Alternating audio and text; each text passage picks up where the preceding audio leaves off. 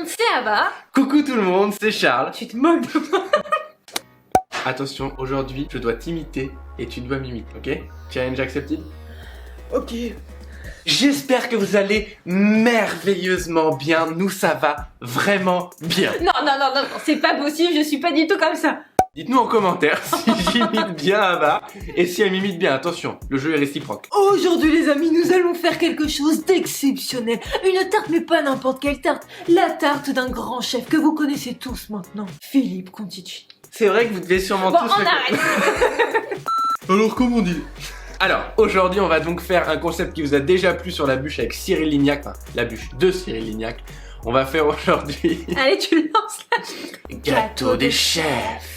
Et aujourd'hui, on n'a pas pris n'importe quel chef, on a pris un de nos chefs chouchous. Que vous connaissez bien maintenant. Philippe Etchebest. Philippe Conticini. Philippe Conticini et sa fameuse, internationalement connue tarte chocolat praliné qui est une merveille, hein. C'est une pépite cette tarte. Ah, c'est une pépite. Aujourd'hui, on a pris la recette qui se trouve dans un fou de pâtisserie. C'est un magazine de pâtisserie où il y a plein de chefs qui sont regroupés et on a trouvé la recette dans ce magazine. On va vous expliquer tout ce qui est écrit dans cette recette et vous montrer le pas à pas pour faire cette magnifique tarte. Et surtout, on va vous donner nos petites astuces pour que vous aussi vous puissiez faire des gâteaux de chef. Dans cette tarte, il y a donc une pâte sucrée au cacao, une ganache au chocolat noir et lait, attention, une ganache montée au praliné, noisettes, amandes et des petits fruits secs trop beaux caramélisés. Alors c'est parti chaton, par quoi faut-il commencer? Eh bien, je pense que s'il y avait que moi, je commencerais par la pâte sucrée. Tu me dis ce que t'en penses? On va faire ça. On fait ça. Vous commencez par mettre votre beurre pommade dans la cuve de votre robot muni de la feuille. Vous battez jusqu'à ce que vous obteniez une véritable crème de beurre. Puis vous ajoutez le sucre glace. Ça va faire effriter un petit peu le mélange, mais vous devez continuer de bien mélanger à vitesse moyenne jusqu'à ce que le tout devienne très crémeux, mais une crème sucrée cette fois. Voilà, une fois que c'est fait, vous pouvez ajouter la poudre d'amande. Vous mettez la vitesse la plus faible possible pour ne pas que l'huile contenue dans l'amande ne s'évacue et ne fasse trancher l'appareil. Puis vous ajoutez la première moitié du mélange farine cacao, la première moitié des œufs battus, puis la deuxième moitié du mélange farine cacao, et la deuxième moitié des œufs battus. Vous mélangez le moins possible, il faut simplement que la pâte soit liée et homogène, mais ne pas trop travailler la pâte pour ne pas qu'elle rétracte à la cuisson. Vous l'étalez entre deux feuilles de papier sulfurisé sur environ 1 cm d'épaisseur, le tout est qu'elle refroidisse plus rapidement au réfrigérateur. Vous la laissez donc environ 1 heure au réfrigérateur. Une fois que c'est fait, vous enlevez le film du dessus et vous retirez entièrement votre pâte pour la mettre sur un plan de travail fariné. Farinez légèrement, le but c'est pas de trop rajouter de farine sur cette pâte pour ne pas qu'elle s'assèche.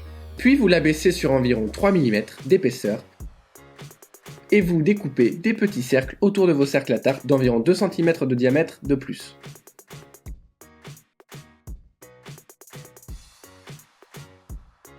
Vous enlevez l'excédent, puis vous prenez votre petite pâte et vous venez coller les bords à l'aide de vos doigts sur le cercle, en appuyant bien pour créer un angle droit entre le fond de tarte et les bords.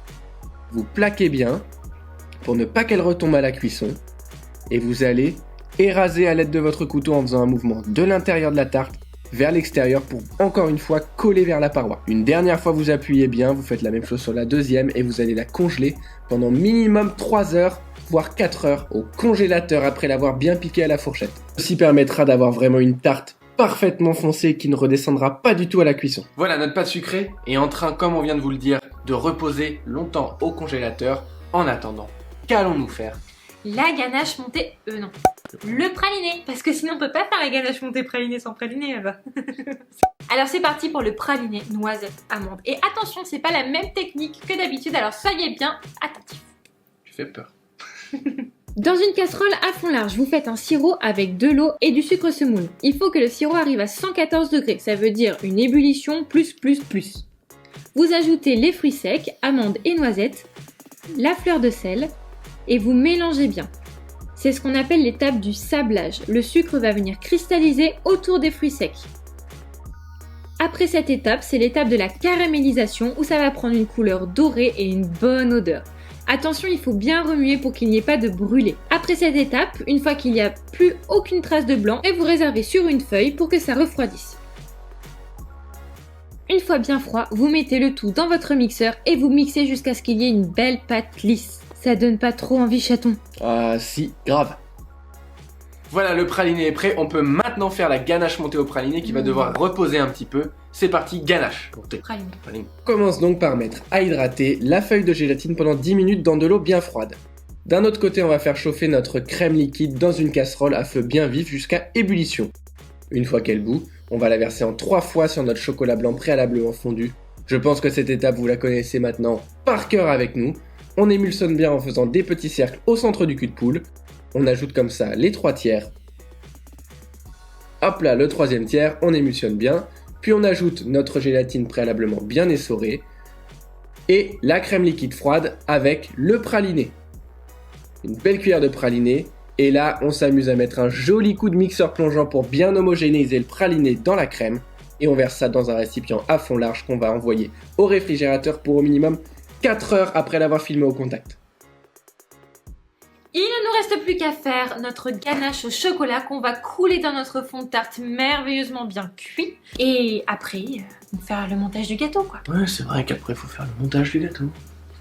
Bye bye. Une fois les fonds de tarte bien congelés, vous pouvez les mettre à cuire pendant 30 minutes à 150 degrés. Au bout de 20 minutes, il faut enlever les cercles pour que le tout dore correctement. Pendant ce temps, vous pouvez faire la ganache chocolat. Vous mettez la crème liquide et le miel dans une casserole. Vous mélangez bien et vous portez à ébullition. Quand ça bout, vous venez le verser en 3 fois sur le mélange chocolat lait, chocolat noir préalablement fondu.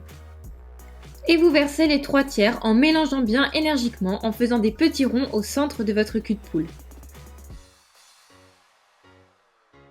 Une fois bien mélangé, vous pouvez rajouter le beurre, vous réservez à température ambiante. Voilà, on a nos tartelettes qui sont bien cuites. On peut y déposer dans le fond, une fois qu'elles ont bien refroidi, le praliné, une légère couche pour en fait chablonner le fond. C'est-à-dire qu'on va le recouvrir et que notre ganache qu'on est en train de verser ne puisse pas traverser la tarte comme on y a fait des petits trous avec notre fourchette. Puis on monte notre ganache montée au praliné. D'abord à vitesse lente, puis moyenne, puis quelques tours de robot un petit peu plus rapides jusqu'à obtenir une texture de bec d'oiseau. On poche un petit serpentin avec 1 cm de marge sur les bords, un deuxième petit sur le dessus. Et on peut poser les fruits secs caramélisés. C'est brillant, c'est magnifique. Qu'est-ce qui manque là-dessus ? Une feuille d'or. Ah oui, de la feuille d'or, je me disais. C'est magnifique. Ça brillait pas assez. La découpe, la découpe. Est-ce qu'elle va être brillante cette découpe ? Waouh. Aïe aïe aïe. J'adore. Est-ce que cette tarte ressemble à la tarte de Philippe Conticini? Ou est-ce que celle de Philippe Conticini ressemble à la nôtre? Non, je pense que la nôtre ressemble à la sienne, plutôt. Alors dites-nous bien en commentaire si vous trouvez que les deux se ressemblent. Et sinon, bah, on arrête notre chaîne YouTube. Allez, salut, rigole. Honnêtement, c'est très très bon. Alors bien sûr, nous n'avons pas les mêmes produits de qualité et ni tous les petits secrets, ni la technique du grand chef Philippe Conticini et de toute cette team. C'est vrai, n'oublions pas la team.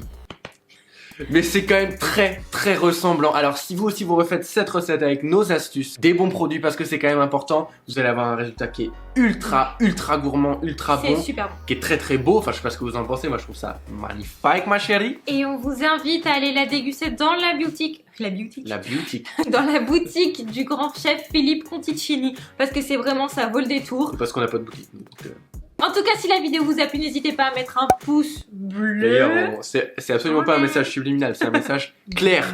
Des petits commentaires en bas, à vous abonner et appuyer sur la petite cloche. En attendant, nous, on vous fait des gros bisous. J'allais dire des câlins. Bah là, je sentais qu'on passait une étape avec eux, tu vois. Des gros câlins et on vous dit à dimanche pour une vidéo trop cool. Parce que d'habitude, elles sont un peu moisies, mais celle-là sera cool. Gros câlins. Bisous. Ah non, câlin.